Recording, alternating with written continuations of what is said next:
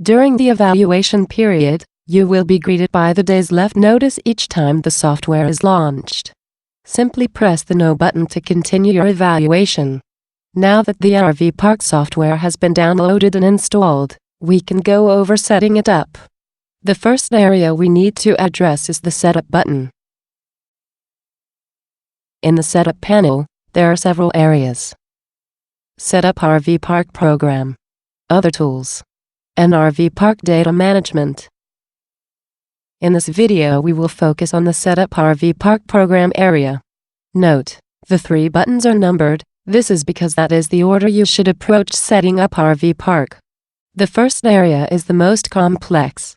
It provides settings for much of how RV Park will operate, so it takes a little time to set up. The first area is the park's information. Briefly, this is your park's name, address, phone, email, and website. Some of the information is used by the program when creating emails to your guests. The general settings has a lot of information. The No-Show Amount Due on Bill will remove the amount due on printed and emailed billing. The Show New Version pop-up checkbox will perform an internet check to let you know when a new version of RV Park is available. The Sort by Alias checkbox will sort the reservation grid by the site alias number as opposed to the site numeric, which is determined by the program. The site alias is a feature that allows you to name a site whatever you want. An example could be 003PS for site 3 that is a pull-through and has shade. Grid days. 30 is the default, but you can have as many as 190. This would let you have up to 190 days displayed on the reservation grid panel. If you have a lot of sites and 190 days, it may take a little longer to load the reservation grid panel. There are up to 3 taxes that you can enter the names and rates for. If they are left at 0, they are not used. The taxes can be applied to space rent and/or other charges. Each tax can either be used or not used for all rent types and other charges. Daily charge. This is used when you want to charge a fee for daily rental of a site. Enter the name of the charge, the amount of that daily charge, and how many days you want to apply the charge.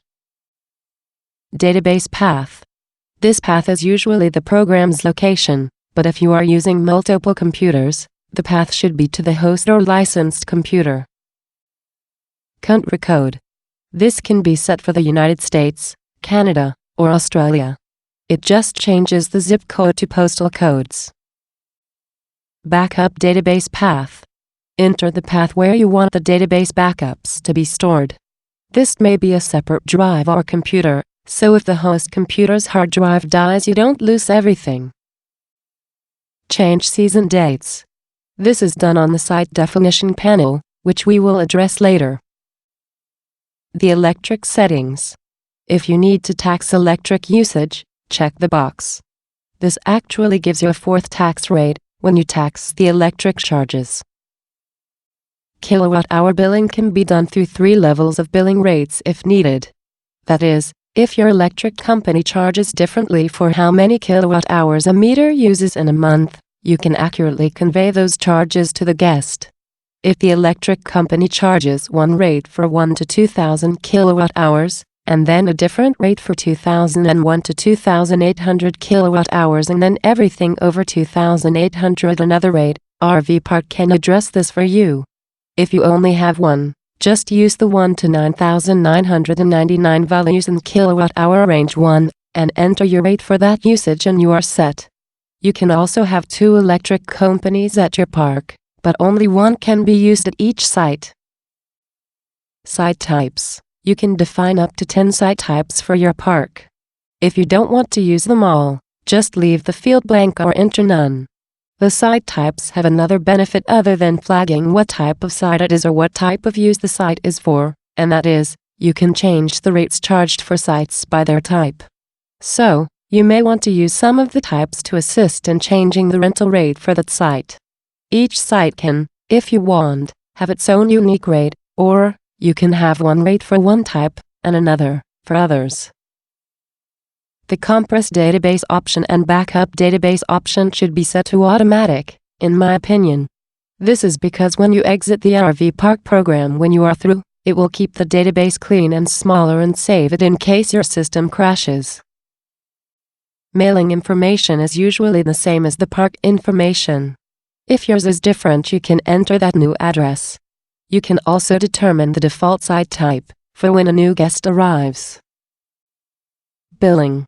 Most of these items are for you to convey your policies and announcements on your billing statement.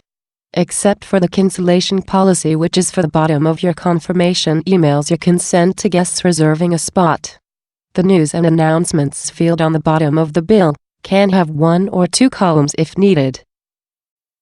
Network settings. This is where you let RV Park know whether you are using a single computer or multiple computers to register guests. If you select the multiple computer option, it will force the reservation grid and map panel to update more frequently. All computers, when running the multiple computer option, should be set using this option. The last checkbox is to let RV Park know you are using the free online reservation service provided by eBusiness Made Simple. This setting will activate an internet check for new reservations when the guest panel is opened. Default site rates. This area is where you set the standard rates for a site in your park for all of the possible rental periods. It is also where you determine which of these rates, if any, will be taxed. If the rental period should be taxed, just check the box below each of the rates.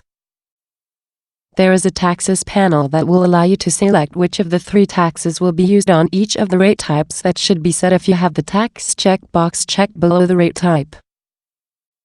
There are also several tools to help manage the rates across your park sites. The Set All Sites to Default Rates button will make all sites have your default rates. The Site Type drop-down will let you select one of the 10 site types and change only those site types to the values in the default rate fields. Using this option, you may not want to save the changes you temporarily make to the default rates for this operation. This is a real handy feature for those that need to alter their rates from time to time, and illustrate how the site types can have other value. The paid-through incrementer can be set for how many days you want to use for each period. This is used on the guest panel when you want to add days to the paid-through date by selecting the label that says paid through. Last is the calendar settings tool. You can select which font, size of the font, and several calendar colors you prefer. Make your changes and press the view button to see what your calendar will look like.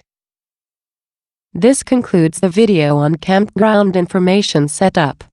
Next, you will need to set up the sites for your park.